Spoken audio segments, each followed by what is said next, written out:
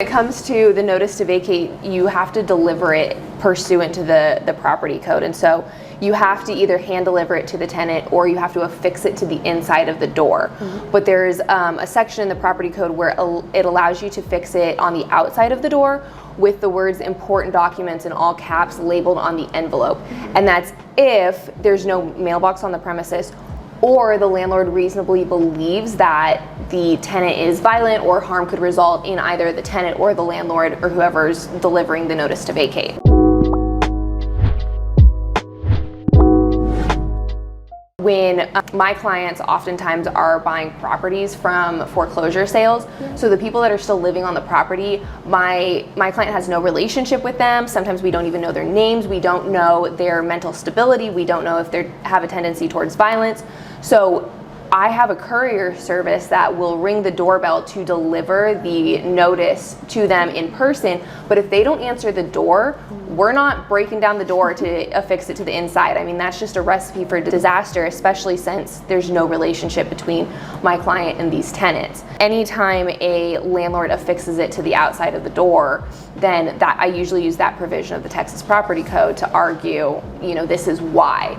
So when I went to JP court and a tenant showed up and claimed he never received the notice, the landlord said, well, we affixed it to the outside of the door. The judge was actually like, well, you have to affix it to the inside of the door, not the outside. Is there a reason you fixed it to the outside? And the property management lady, she wasn't an attorney. She was just, an admin of the property management company. And she was just kind of like, well, that's our policy. And the judge actually ended up dismissing the case because the tenant was like, listen, I never received it. The judge stated if you affix it to the outside of the door, it could have blown away. It was maybe very windy that day. The rain could have washed it away. Like, we have no idea what happened to it. Somebody could have just taken it off his door. And so you have to follow the property code and affix it to the inside of the door. But had that woman argued, we didn't feel safe opening the door and affixing it to the inside of the door, then the judge would have had to grant her eviction. So you have to be careful of how it's served. You have to either hand deliver inside of the door or outside of the door with those words, and you have to then, if you're asked in court why was the outside of the door, you have to state one of these reasons why.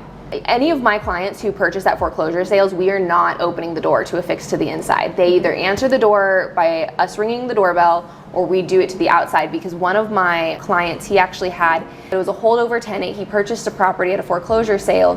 His property manager showed up to the property, rang the doorbell. The guy actually answered the door and pointed a gun at the property manager's face, dragged him by his ear out into the street and said, "Get the F off of my property." Which is why we never open the door in these situations if they don't answer when we ring the doorbell. He doesn't even understand that his house has been foreclosed on and somebody else has taken over the house, and all of a sudden you have somebody knocking down the door to affix an envelope to the inside of the door. I mean, that's just asking to get shot in the state of Texas. So sometimes when you get a foreclosure, there is no tenant. It's just been in an abandoned house, nobody's paid on it. You usually have to send somebody to the house. I mean, there's evidence as to whether somebody's still living there or not.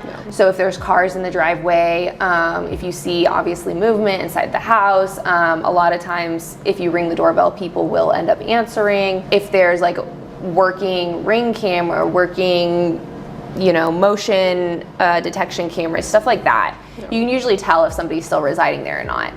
Usually in a foreclosure sale, there is somebody that's still residing there. If the person's home was foreclosed on, you usually have to end up evicting them because they won't voluntarily leave. But every now and then there'll be a house that's foreclosed on where the individual died, their estate's a mess, and nobody's just made the mortgage payments through that individual's estate, so it ends up being foreclosed on because of that, and nobody's on the property because the individual that was living there previously passed away. So it really just kind of depends on the property, but you wouldn't know at the foreclosure sale. You know almost nothing at a foreclosure sale. That's why foreclosures, they're a huge risk, but a huge potential to make profit. So obviously more risk, more reward in that situation.